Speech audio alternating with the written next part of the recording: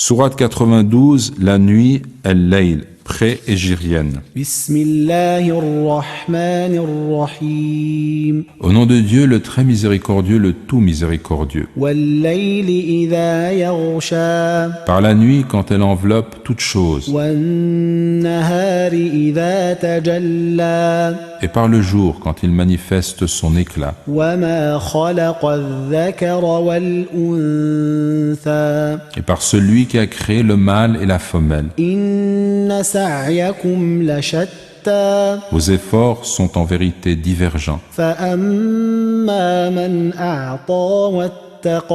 Quant à celui qui donne et craint Dieu Wa saddaqa bil husna. et déclare vrai la plus belle récompense, فسنيسره لليسرى nous lui faciliterons de suivre la voie la plus facile. وأما من بخل واستغنى Et quant à celui qui est avare et se dispense de la récompense de son Seigneur وكذب بالحسنى et traite de mensonge la plus belle récompense, فسنيسره للعسرى nous lui faciliterons de suivre la voie la plus difficile. وما يغني عنه ماله إذا تردى Et à quoi donc son bien lui servira-t-il quand il mourra?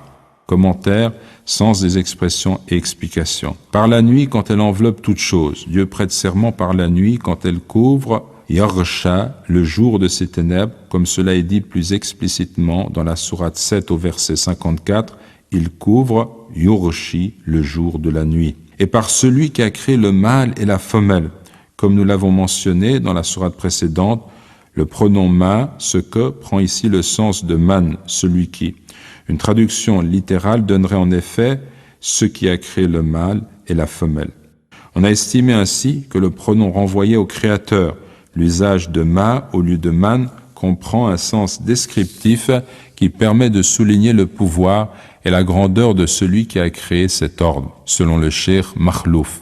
Une autre interprétation considère que ma sert à substantiver le verbe qui suit, ma masdariya.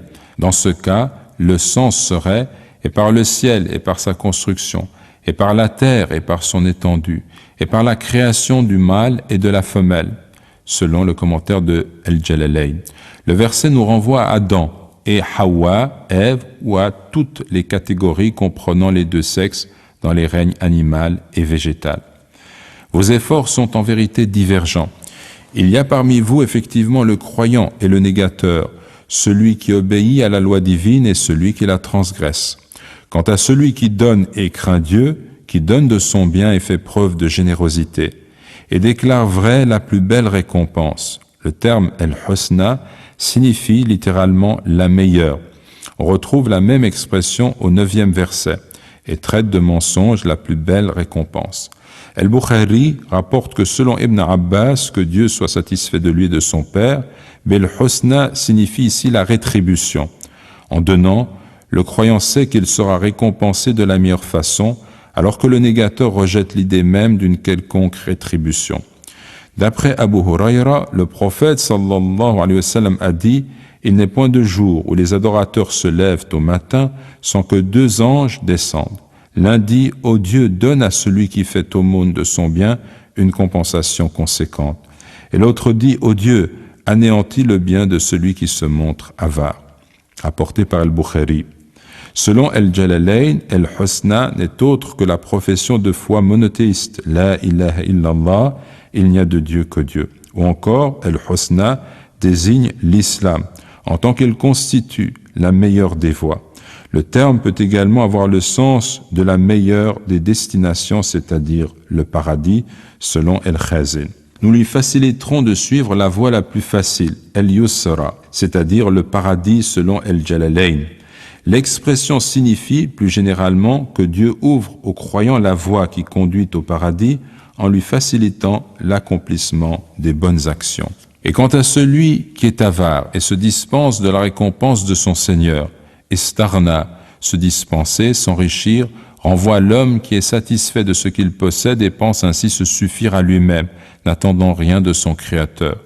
Nous lui faciliterons de suivre la voie la plus difficile, al-usra, la plus difficile, c'est-à-dire l'enfer. selon El-Jalalayn. L'expression volontairement ironique signifie que Dieu ne le privera pas des occasions tant recherchées de faire le mal. Et à quoi donc son bien lui servira-t-il? Dans le sens, en quoi lui sera-t-il d'un quelconque secours? Ma peut avoir un sens interrogatif qui correspond à notre interprétation. Mais le terme peut aussi exprimer la négation. Il est possible de comprendre en effet, et son bien ne lui servira à rien quand il mourra, selon El-Okbari. Quand il mourra, selon Mujahid, taradda signifie mourir, d'après El-Bukhari. Un autre sens possible, taradda signifie tomber dans l'abîme de l'enfer. Quelques enseignements. Premièrement, la générosité est une qualité que l'islam affirme particulièrement, parce qu'elle est l'indice d'une foi authentique. Le croyant sait qu'il trouvera la récompense de ce qu'il a pu donner. L'avarice révèle au contraire une âme mesquine, attachée à ses deniers comme si son avenir dépendait du moindre centime. Deuxièmement, ces versets montrent que l'homme est libre de choisir entre le bien et le mal. Il doit agir et ne peut en aucun cas prendre le prétexte du destin qui lui est imposé pour se disculper. Les hadiths le confirment de façon éloquente. D'après Jabir ibn Abdullah, Suraqa ibn Malik demanda au messager de Dieu, quel est le sens de notre action? Est-ce que tout est déjà accompli ou bien commençons-nous chaque fois une action nouvelle? Le prophète sallallahu alayhi wa sallam répondit, plutôt tout est déjà accompli. Suraqa reprit alors, à quoi bon l'action dans ce cas? Le prophète sallallahu alayhi wa sallam dit, agissez, car pour chacun a été rendu aisé ce pourquoi il a été créé. Hadith rapporté par Ahmad et Muslim. Ali ibn Abi Talib, que Dieu soit satisfait de lui, a dit, nous sortîmes suivant un convoi funèbre, alors que nous étions dans le Baqir, le cimetière voisin de la mosquée de Médine. Et voilà que sortit en se dirigeant vers nous le messager de Dieu, sallallahu alayhi wa sallam, tenant dans sa main un bâton. Il vint, s'assit, puis il en remua la terre quelques instants. Il dit alors, il n'est âme qui vienne au monde sans que soit certes écrite la place qu'elle occupe au paradis ou en enfer, et sans que soit certes écrit si elle est malheureuse ou bienheureuse. Un homme demanda, ne convient-il pas dès lors de nous en remettre à ce qui est écrit dans notre livre au messager de Dieu et d'abandonner toute action? Le prophète sallallahu alayhi wa sallam dit, non, mais plutôt agissez, à chacun sa voie est facilitée. Quant aux malheureux, les actions des malheureux leur sont facilitées, et quant aux bienheureux, les actions des bienheureux leur sont facilitées. Puis le prophète sallallahu alayhi wa sallam récita le verset, quant à celui qui donne et craint Dieu et déclare vrai la plus belle récompense, nous lui faciliterons de suivre la voie la plus facile. Et quant à celui qui est avare et se dispense de la récompense de son Seigneur et traite de mensonge la plus belle récompense, nous lui faciliterons de suivre la voie la plus difficile. C'est la version d'At-Tirmidhi, rapportée également par El-Bukhari et l'ensemble des traditionnistes. C'est à nous certes qu'incombe de guider les créatures.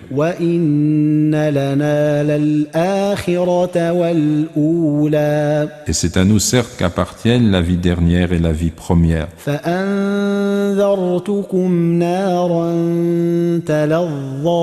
Je vous ai donc averti d'un feu qui flambe.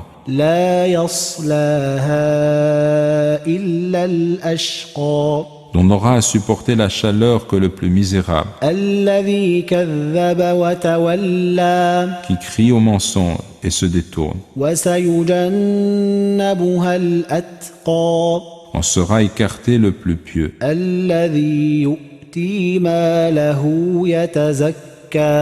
qui donne son bien afin de se purifier.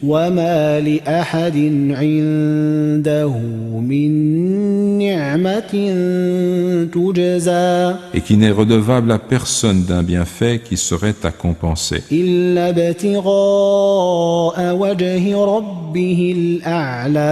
Sinon recherchant le visage de son Seigneur le plus haut. Et certes, il sera bientôt satisfait. Commentaire sans des expressions et explications. C'est à nous certes qu'incombe de guider les créatures, textuellement qu'incombe la guidance, el-huda, la bonne direction. Et c'est à nous certes qu'appartiennent la vie dernière et la vie première, l'au-delà et la vie présente, ici-bas. L'islam enseigne que la foi ne nous oblige pas à renoncer au bien et au plaisir légitime. C'est donc vers Dieu seul qu'il convient de nous tourner pour obtenir quelque chose de ce monde, tout comme c'est vers lui qu'il faut tendre de tout notre cœur en lui demandant le paradis. Un feu qui flambe, talawwa, de tatalawwa, qui brûle avec intensité, dont l'incandescence est croissante, dont n'aura à supporter la chaleur que le plus misérable, el-ashqa, superlatif de shaqi, malheureux, misérable, qui crie au mensonge et se détourne, qui traite de mensonge le message et de menteur le messager sallallahu alayhi wa sallam, et qui se détourne de la foi et des commandements divins. On sera écarté le plus pieux, el-atqa, superlatif de et-taqi, le pieux, qui donne son bien afin de se purifier, qui n'agit qu'en vue de Dieu, avec un cœur qu'il rend ainsi pur et sincère, et non pas par ostentation ou pour acquérir une quelconque réputation, et qui n'est redevable à personne d'un bienfait qui serait à compenser. Ces versets ont été révélés au sujet d'Abu Bakr, radiyallahu anhu, que Dieu soit satisfait de lui, qui donnait de son argent pour libérer et affranchir les esclaves soumis aux persécutions des idolâtres. Il paya ainsi une forte somme pour que Bilal soit déchargé de ses chaînes. Et aussitôt les polythéistes firent courir le bruit qu'Abu Bakr n'avait agi ainsi que parce que Bilal lui avait rendu un service. La révélation se fit en démentant ces rumeurs, sinon recherchant le visage de son Seigneur le plus haut, en agissant sincèrement en vue de Dieu. Et certes, il sera bientôt satisfait en ce que Dieu l'écartera de l'enfer et lui donnera accès au paradis. Quelques enseignements. Premièrement, Dieu s'est imposé de montrer aux hommes quel est le bon chemin. Il leur incombe en retour de le suivre en professant le monothéisme et en agissant selon sa volonté. Deuxièmement, à Dieu appartiennent l'univers et l'au-delà. C'est donc vers lui qu'il convient de se tourner pour obtenir le meilleur de ce bas monde et le paradis dans l'au-delà. Troisièmement, donner de son bien en vue de Dieu seul constitue l'une des meilleures formes de purification de l'âme humaine. Quatrièmement, il faut agir en recherchant l'agrément de Dieu.